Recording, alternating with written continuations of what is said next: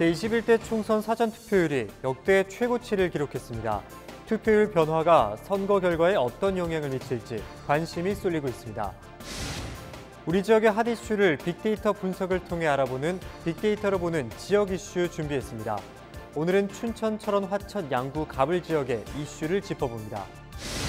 영서, 내륙 복합선거구인 홍천, 횡성, 영월, 평창 선거구는 도내에서 가장 면적이 넓은 만큼 지역마다 생활권이 달라서 관심사도 다양합니다. 유권자들의 생생한 이야기를 들어봤습니다. 횡성군수 보궐선거 역시 막판 열기가 뜨겁습니다. 선거일이 다가오면서 선거전이 혼탁 과열 양상으로 치닫고 있습니다.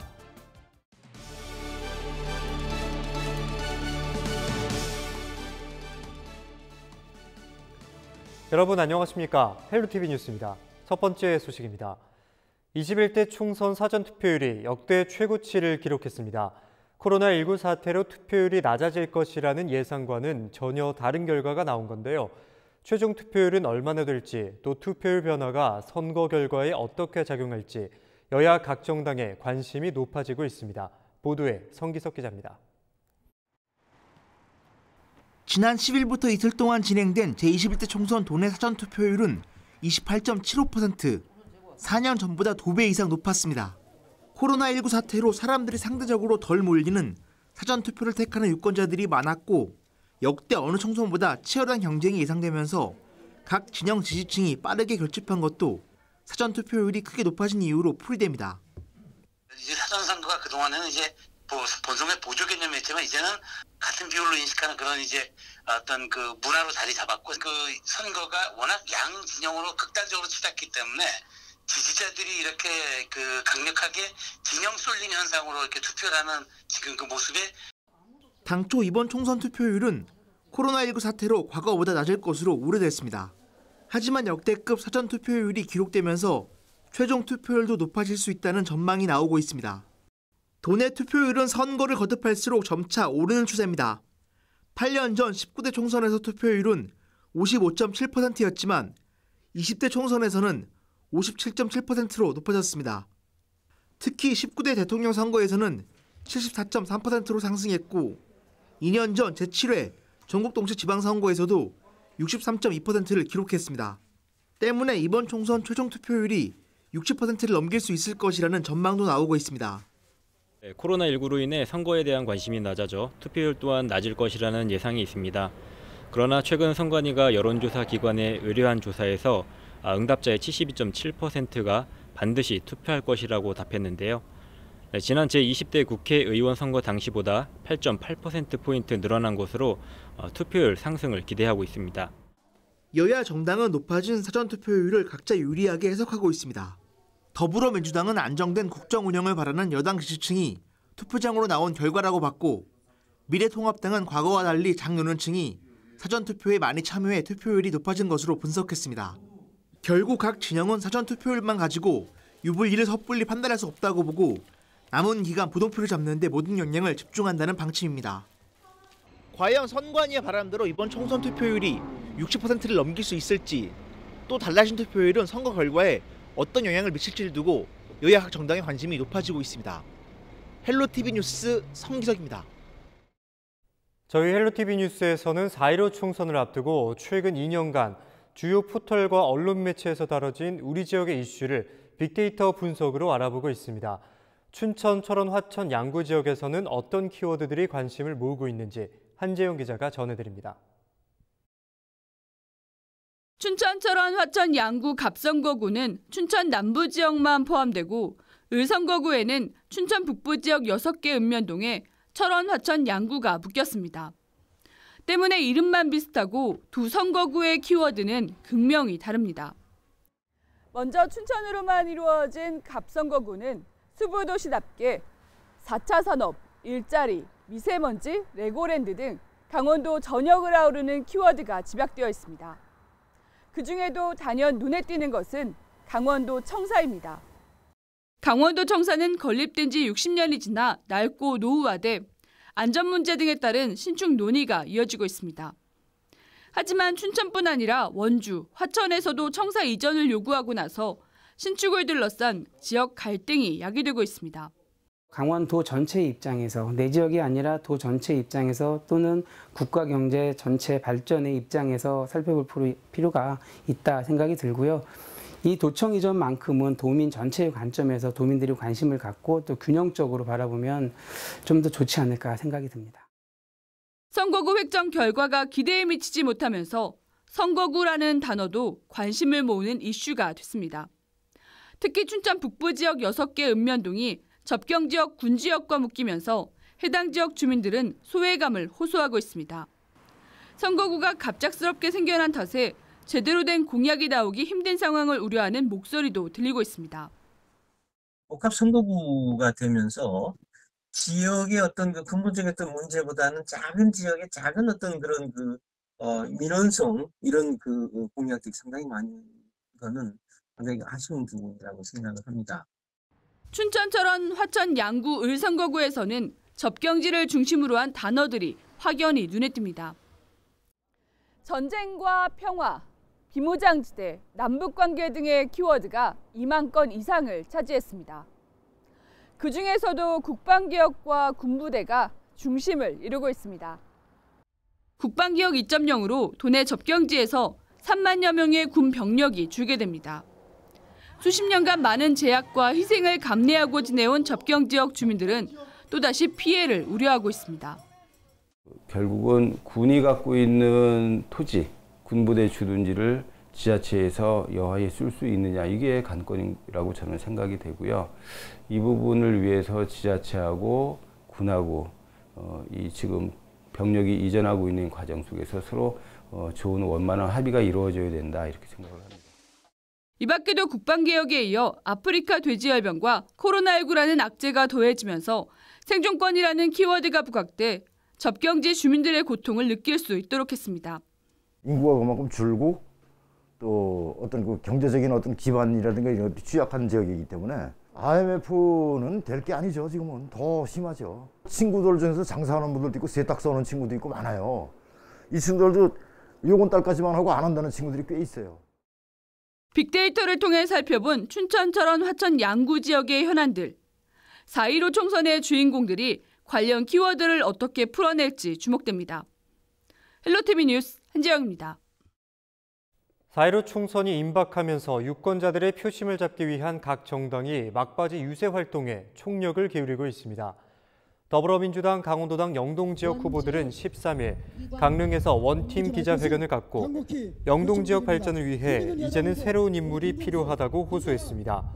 특히 이날 자리에는 이광재 선대위원장이 참석해 오랫동안 보수 후보들을 선택해온 영동 지역에 변화가 필요하다며 더불어민주당 후보 지지를 요청했습니다. 이에 앞선 12일 미래통합당 강원도당 선대위도 기자회견을 열고 정권의 폭주를 막을 견제에 힘을 달라며 유권자들의 소중한 한 표를 호소했습니다. 김진태 강원도 선대위원장은 현 정권이 오색 케이블카 사업 무산, 동서고속화철도, 환경영향평가 발목 등 강원도 현안에 계속 가혹했다며 정권 심판을 위해 지지자들의 결집을 당부했습니다.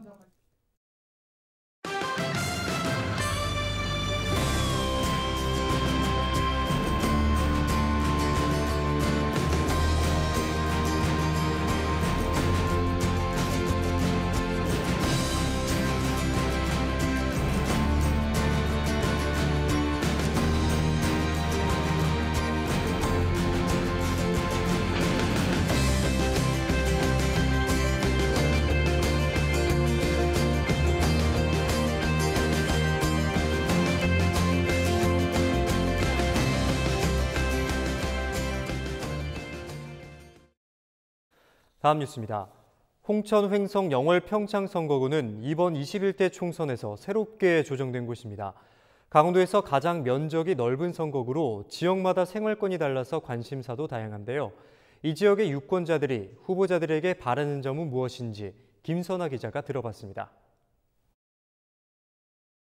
강원도 18개 시군 중 유일하게 철도가 없는 홍천. 수도권과 연결되는 교통망은 지역 발전과 소득 창출을 바라는 주민들에게 절실합니다. 경제성 등 사업 타당성 논리에 막혀 시작조차 하지 못한 용문 홍천 철도 건설. 2021년 제4차 국가철도망 구축 계획에 반영되는 게 핵심입니다. 뭐 경제적인 효과라든가 또 인구 증가라든가 뭐 여러 가지로 봤을 때 실보다는 얻는 게 더 많다고 저는 생각을 하거든요. 그래서 이런 것들이 좀 헛되지 않게 우리 정치하시는 분들이 좀 열과 성의를 가지고 해주시면. 횡성 지역 역시 원주 상수원 보호구역 해제라는 30년 넘은 수건이 있습니다. 여기에 군용기 소음 피해나 송전탑 문제까지 주민들이 수십 년간 각종 규제와 피해를 입어왔지만 이렇다 할 변화는 없습니다. 특히 이런 지역 현안을 어떤 정치적인 시각에서 볼 게 아니고 주민들이 실제로 이렇게 몇십 년 동안 겪고 있는 그런 문제이기 때문에 그 주민들의 어떤 삶의 질이라든가 재산권 보호라든가 이런 측면에서 좀 접근을 해주시는. 폐광지역 영월은 2025년 폐특법 만료를 앞두고 있지만 열악한 폐광지 경제는 여전히 제자리 걸음입니다. 선거 때마다 평택 삼척 동서고속도로 조기 착공과 폐특법 연장 등이 단골 공약으로 나오는 상황. 주민들은 이번만큼은 공수표식 공약으로 전락하지 않길 바랍니다. 국민과의 약속이 당선을 위한 선심성 공약이 아닌 우리 영월과 강원도가 더 이상 소외되는 일이 없도록 어느 후보가 당선되더라도 국민들과 약속했듯이 지역 발전을 위해 최선을 다해 주시길. 2018 평창 동계올림픽 이후 지역 경기 침체를 겪고 있는 평창. 농업 경쟁력 강화는 이 지역 국회의원의 숙제입니다. 불안정한 농산물 가격 문제를 해결해 농업인들의 소득을 창출해내는 게 관건입니다. 우리 농산물을 만들어 놓고도 제값받기도 어렵고 또 고령화로 인해 가지고 농촌 일손도 부족하기 때문에 여러모로 어려운데 농촌 정책 부분도 좀 신경을 많이 써주시는 분이 당선되시기를. 생활권이 다른 지역이 묶인 만큼 주민들의 희망 사항도 다양합니다. 후보마다 주민들이 원하는 맞춤 공약을 내세우고 있는 가운데 최종 선택을 하는 유권자들의 관심도 더욱 필요해 보입니다. 헬로티비 뉴스 김선아입니다. 박빙의 승부가 펼쳐지고 있는 횡성군수 보궐선거의 막판 열기가 최고조에 달하고 있습니다. 선거일이 다가오면서 선거전이 혼탁 과열 양상을 보이고 있는 가운데 승자는 누가 될지 관심입니다. 이다혜 기자가 후보들을 직접 만나봤습니다. 횡성군수 보궐선거의 막판 승부처는 역시 인구가 밀집한 횡성읍입니다. 일감을 주십시오. 회리하고 싶습니다. 13일 더불어민주당 장신상 후보는 횡성군청 앞에서 마이크를 잡았습니다. 오랜 공직 생활을 바탕으로 준비된 군수임을 내세우며 멈춰선 군정을 즉시 정상화하겠다고 목소리를 높였습니다. 횡성을 가치를 높이겠습니다. 같은 시각 미래통합당 박명서 후보는 횡성읍 곳곳을 돌며 게릴라 유세전을 펼쳤습니다. 국민대통합위원장으로 활동하며 주력해온 원주 상수원 보호구역 해제에 강한 자신감을 내비쳤습니다. 선거일이 코앞으로 다가오면서 두 후보의 선거전 열기가 최고조에 달하고 있습니다. 지난 9일 발표된 강원도 내 5개 언론사 공동 여론조사에서 민주당 장신상 후보의 지지도는 48%, 통합당 박명서 후보의 지지도는 40%로 나타났습니다. 두 후보 간 격차는 8%포인트로 오차 범위 이내였습니다. 세부 지역별 지지도를 보면 횡성, 공근, 서원에서는 장신상 후보가 박명서 후보에 15.5%포인트 앞선 것으로 나타났고 우천, 안흥, 둔내 등 그 밖의 지역에서는 두 후보 간 격차가 1.5%포인트 차로 초접전이었습니다. 한 표가 아쉬운 초박빙 승부에 선거전은 혼탁 과열 양상으로 치닫고 있습니다. 각 후보 진영 간 SNS를 통한 비방 비난에 이어 선거운동원 경찰 고발 등이 이어지고 있습니다. 이런 가운데 두 후보는 한 목소리로 국민 통합을 강조하고 있습니다. 저를 지지해 주셨던, 지지해 주지 않으셨던 모두 우리 군민입니다. 서로 아우를 수 있고 서로 배려하고 모이고 나눌 수 있는 그런 횡성군 새 문화를 정착해 가겠습니다. 이 선거가 끝나고 나면은 저는 상대 후보와 손을 잡고 횡성군 발전을 논의하면서 국민들이 대통합할 수 있는 그런 자리 꼭 만들겠습니다. 그래서 지난 9일 발표된 여론조사 결과는 강원일보 등 강원도 내 5개 언론사 의뢰로 주식회사 코리아 리서치 인터내셔널이 지난 4일부터 사흘간 횡성군에 거주하는 만 18세 이상 남녀를 대상으로 실시했습니다. 헬로티비 뉴스 이다혜입니다. 세월호 참사 6주기를 앞두고 춘천의 한 시민단체가 내건 세월호 추모 현수막을 미래통합당 김진태 후보 선거운동원이 훼손해 경찰이 수사에 나섰습니다. 춘천경찰서는 13일 재물 손괴 혐의로 40대 남성 A씨를 붙잡아 조사하고 있다고 밝혔습니다. A씨는 지난 12일 세월호 참사 진상규명과 책임자 처벌을 위한 춘천 시민행동이 내건 200장의 추모 현수막 중 27장을 무단으로 훼손한 혐의를 받고 있습니다. 현수막을 내건 춘천 시민행동은 13일 현수막을 확인하던 중 현수막을 떼어내고 있던 김 후보 선거운동원을 발견해 경찰에 신고했다고 밝혔습니다. 이에 대해 김진태 후보는 선거운동원이 맞지만 뒤늦게 보고를 받고 알았고 개인적인 일탈 행위로 보인다며 문제가 불거지고 선거운동원을 그만뒀다고 해명했습니다.